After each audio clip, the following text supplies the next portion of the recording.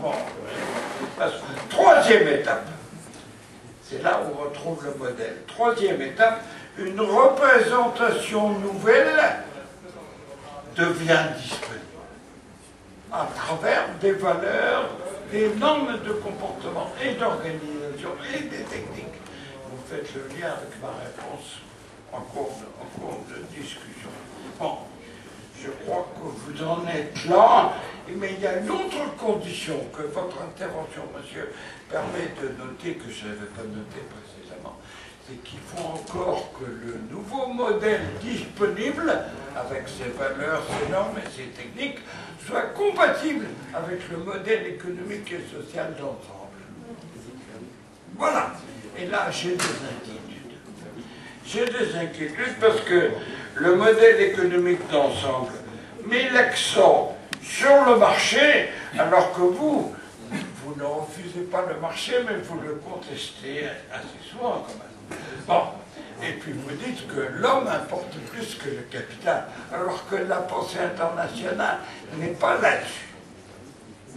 Voilà où est mon inquiétude.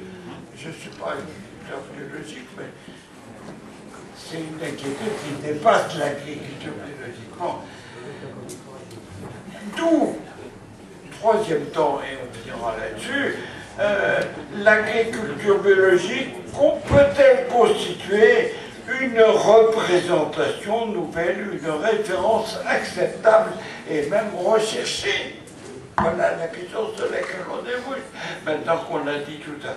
Et pour répondre à cette question de la pertinence de l'agriculture biologique, non, pas une pertinence à 2% du sol et 3% des mondes. Là, vous en faites la preuve, c'est le cas. Alors, je crois que pour répondre à cette question de la pertinence de l'agriculture biologique comme successeur possible du modèle qui s'effondre, je crois qu'il faut analyser la situation et soulever quelques points d'attention. Sur l'analyse de la situation, je vais passer très rapidement, c'est que les deux premières étapes que j'ai distinguées sont passées avec succès. Et c'est nouveau quand même. Barnier a joué un rôle important là. Bon, vous l'avez entouré, peut-être, je ne connais pas bien le détail. Bon, et j'en viens tout de suite à la troisième étape. J'avais prévu de discuter de vos valeurs et de vos normes, mais ça ne prend pas. J'en viens tout de suite. Cette troisième étape ne me paraît pas entièrement franchie,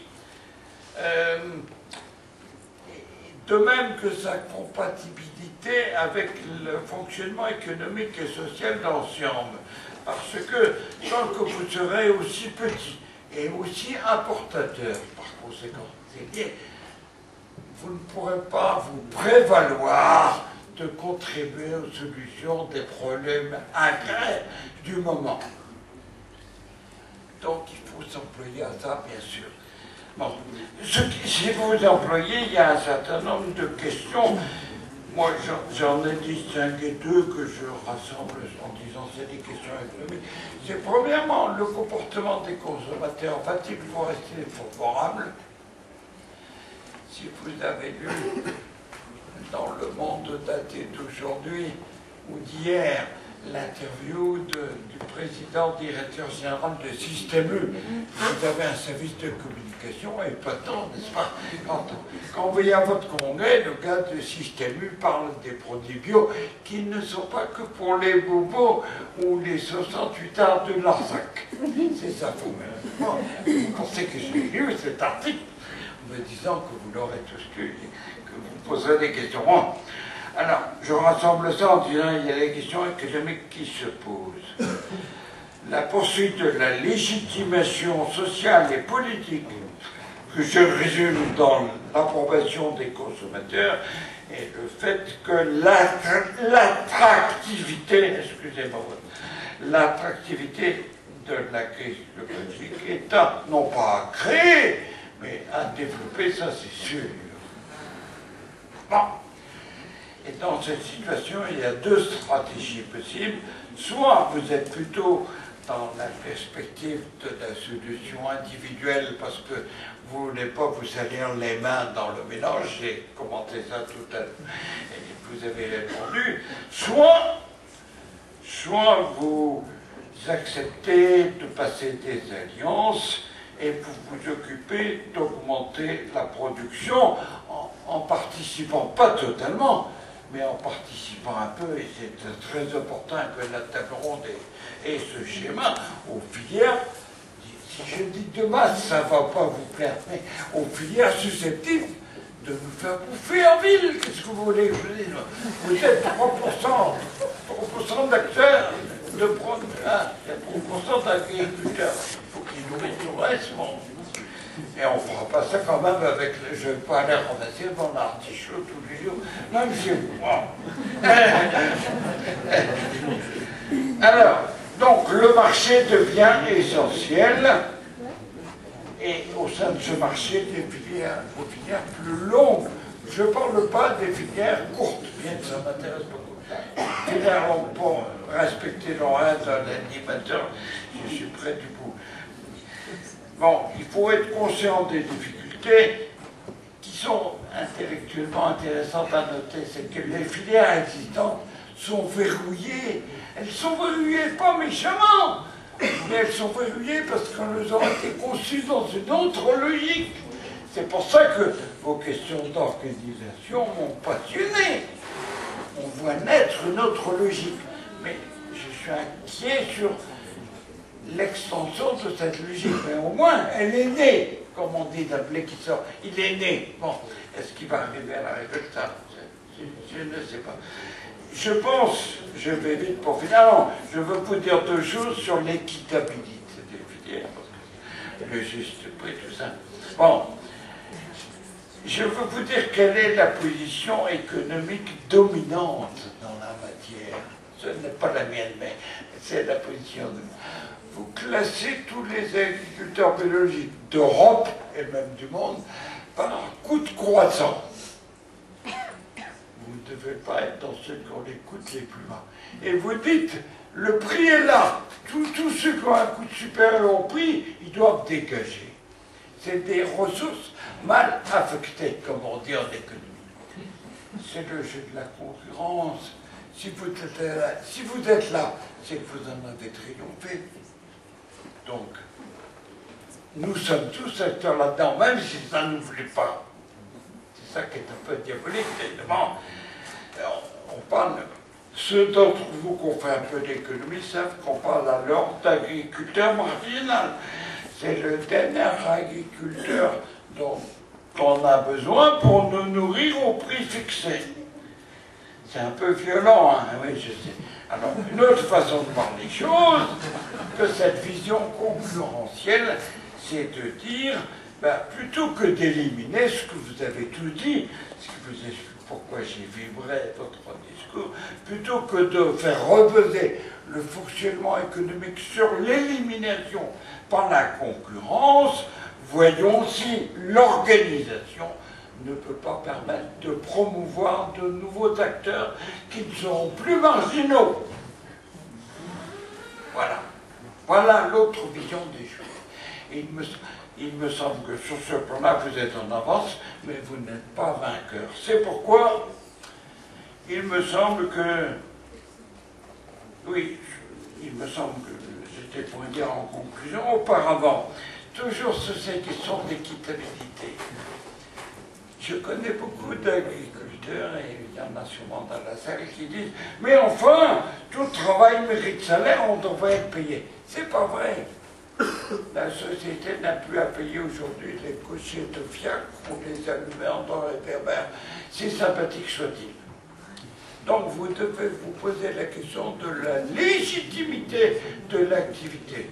Et quand on a parlé d'agriculteurs, de créateurs d'emplois, d'activités, de valeur, c'est pas n'importe quelle activité, c'est pas n'importe quelle valeur, n'importe quel emploi. Il faut avoir le courage de se dire ça. C'est pas parce qu'on bosse qu'on doit être payé. C'est pas non plus parce qu'on bosse pas qu'on doit être payé, comme le sont les gens par le début. Hein. Vous m'avez compris, bon, alors, je en reviens.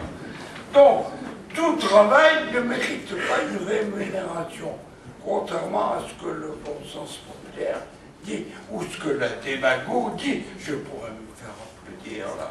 Je suis contente de ne pas l'être. Deuxièmement, ah oui, ça c'est très important, mais on pourrait peut-être finir là-dessus, monsieur Éric. L'ambition d'équité, qui est la vôtre, implique un travail qui n'a pas été suffisamment dit. L'ambition d'équité implique le choix de référence, parce qu'on compare des prix et des coûts, parce qu'on compare diverses exploitations. Qui on prend comme référence? Le meilleur exploitant avec le meilleur équipement sur la meilleure superficie et les meilleurs circuits commerciaux ou le bras cassé? Poivron qui s'installe. Voilà. Lequel vous prenez? Et quelle rémunération vous vous donnez? C'est ce qu'on appelle le choix des références dans ces comparaisons économiques. Bon. Et ça, si je reviens pour voir nos machins maintenant. Excusez-moi, monsieur le président. Nora Bio.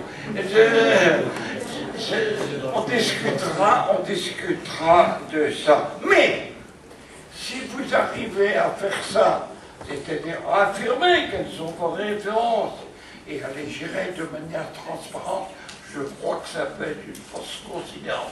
Enfin, moi, je me suis employé à ce que les lois du Seuron et le maire là, qui ont prévu des observatoires des marges et des prix et des coûts soient effectivement en place. Mais figurez-vous qu'il faut s'en occuper, ça. Il faut s'en occuper comme on s'est occupé des comptes de l'agriculture dans la nation. Vous connaissez ça il y a 20 ans. C'est la génération probablement moi qui a fait ça. Bon. Et là, les effets déviationnistes sont considérables. Ouais, bon, je n'ai pas le temps d'expliquer, mais soyez attentifs. Sur la question de la succession, je suis tout à fait d'accord avec vous, monsieur, qu'il peut y avoir plusieurs modèles, que la succession sera peut-être pluraliste. Mais, j'ai été aussi très intéressé par le discours sur la diversité et l'utilisation de la diversité. Ça, c'est pour vous caresser dans le sens du poil, monsieur vous par moment, mais j'ai jamais entendu ça. Alors que je pourrais vous citer des articles que j'ai faits sur la diversité, aucun succès. Bon, ça va pas. Mais à ce moment-là, quelle est votre place dans la diversité? Voilà. Bon, je termine en disant que la période est donc une période de transition. On comprend bien, si vous partagez cette diagnostic, que cette transition déclenche soit des frayeurs, des peurs, des désarrois qu'on ne manque pas de voir, y compris les suicides, soit des périodes d'optimisme, en disant, tiens, il y a des opportunités, ça change. Alors, vous vous classerez où vous voulez, j'espère que cette séance vous a permis de gagner au moins en réalisme. Merci beaucoup.